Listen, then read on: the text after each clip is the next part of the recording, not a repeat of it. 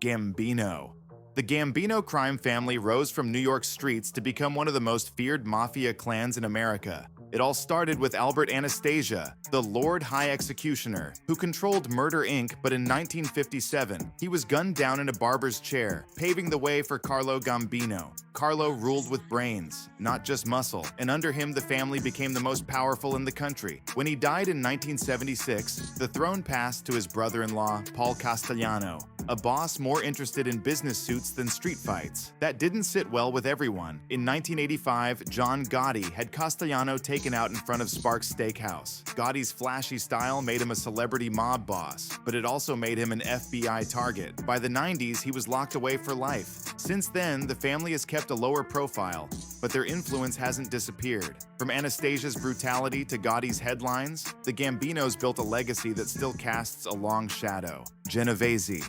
Often called the Ivy League of the American Mafia, the Genovese crime family built its power on brains and discipline. It traces back to Charles "Lucky" Luciano, who reshaped the mob in the 1930s by creating the Commission, a governing body for organized crime. After Luciano was deported, Frank Costello took over, earning the nickname Prime Minister for his political connections. But in 1957, Vito Genovese muscled his way to the top, giving the family its lasting name. Under Vito, the family thrived in gambling, labor racketeering, and construction, cementing its reputation as the most organized of the five families. Later bosses like Vincent the Chin Gigante kept that image alive, famously wandering Greenwich Village in a bathrobe to dodge law enforcement. Unlike the flashier Gambinos, the Genovese family preferred staying quiet, making billions while keeping their leaders in the shadows. Their low-key style allowed them to survive where others fell. And even today, whispers say their influence still runs deep.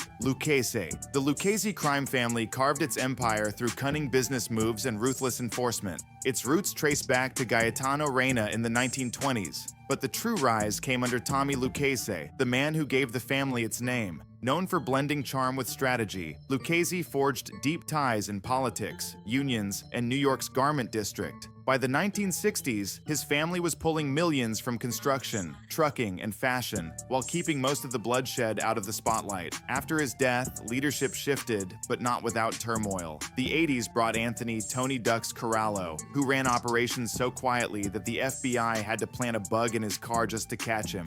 Later, the family spiraled into brutal wars when Vic Amuso and Anthony Casso ordered waves of hits to cement their grip. Despite high-profile convictions and betrayals, the Lucchese crew kept adapting, finding new ways to earn, staying active in rackets from drugs to real estate. Their story is ambition mixed with survival, a reminder that power in the underworld rarely lasts, but it never truly disappears. Bonanno. The Bonanno crime family is one of New York's original five families, but its history reads like a cautionary tale. It began with Joseph Bonanno, who became boss in the 1930s and ruled for decades with a mix of tradition and ambition. But by the 1960s, things turned volatile. Joe tried to seize more power, sparking what became known as the Banana War, a violent feud that shook the Mafia. His attempt backfired, and the family's influence weakened. In later years, bosses like Carmen Galante pushed hard into the narcotics trade, but his appetite for power got him killed in a targeted attack in 1979. The real blow came in the 2000s when Joseph Massino, the last true godfather of the Bonannos,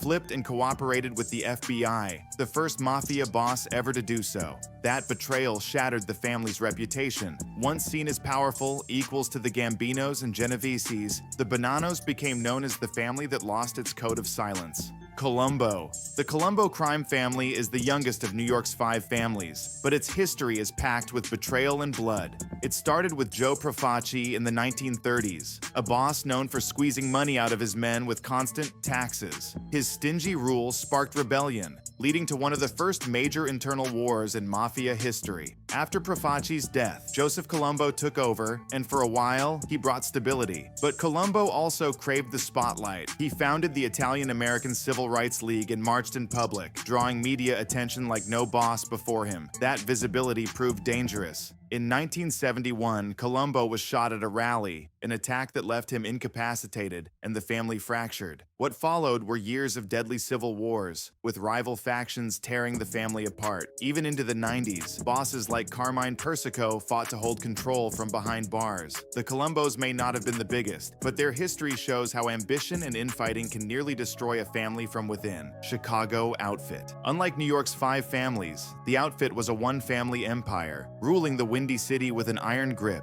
Its roots go back to the Prohibition era, when Al Capone turned bootlegging into a multi-million-dollar empire. Capone's reign made him a household name, but it also brought federal heat that eventually took him down for tax evasion. After Capone, the Outfit kept growing under Frank Nitti, Paul Ricca, and Tony Accardo, men who preferred staying out of the spotlight while pulling strings behind the scenes. They built rackets in gambling, unions, and Las Vegas casinos, even skimming money straight from the Strip. In the 1950s and 60s, Sam Giancana brought the Outfit international attention, mixing mob power with politics and rumors of CIA ties. But the same spotlight that helped the Gambinos hurt the Outfit, drawing investigators closer. By the 1980s, federal trials exposed their reach and sent top bosses to prison. Still, the Outfit survived, smaller but not gone, proving that Chicago's underworld was built to last. Philadelphia. The Philadelphia crime family built its reputation as one of the most violent mafia clans in America. It began with Angelo Bruno, the Gentle Don, who ruled from the 1950s until 1980. Bruno kept peace by avoiding the drug trade, focusing instead on gambling and unions. But his restraint created enemies. In 1980, Bruno was assassinated outside his home, sparking years of bloodshed. His successor, Philip Testa, lasted only a year before being blown up by a nail bomb. Then came Nicodemo, Little Nicky, Scarfo, whose reign in the 80s turned Philadelphia into a war zone. Scarfo ordered hits at the slightest hint of betrayal, filling the streets with bodies and drawing federal heat. By the 90s, bosses like Joey Merlino tried to rebuild with a flashier, modern style, mixing mob life with nightlife. But constant indictments and internal betrayals kept the family unstable. Today, the Philly mob is smaller, but its bloody history proves how fast power can turn into chaos when fear rules over loyalty. Detroit.